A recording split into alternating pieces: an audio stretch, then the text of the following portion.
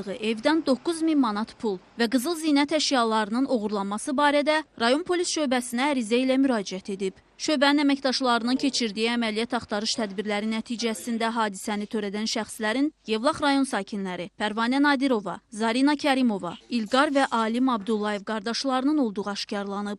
Həmin şəxslər tutularaq istintaqa təhvil verilib. Tərəfimizdən aparılmış istintaq əməliyyat tədbirləri nəticəsində Abdullayev İlqar Alxanoğlu və Abdullayev Alim Alxanoğlu saxlanılaraq Kürdəmir rayon polis şöbəsinə gətirilmişdir.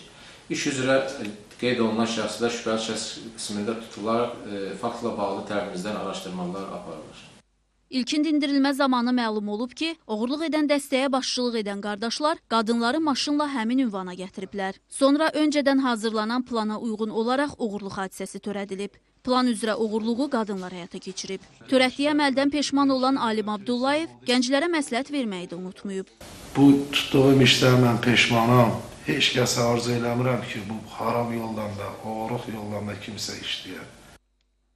Faktla bağlı araşdırmalar davam etdirilir. Onların digər oxşar hadisələrdə iştirakının olub-olmadığı aydınlaşdırılır. Elnari İbrahimova, Aqil Əsədov, Kürdəmir. Xəbərlərimiz davam edir. Sabirabad rayonunda tibb işçiləri ümumilli lider Heydər Əliyevin anım gününə qeyd ediblər. Çıxış edənlər Ulu Öndər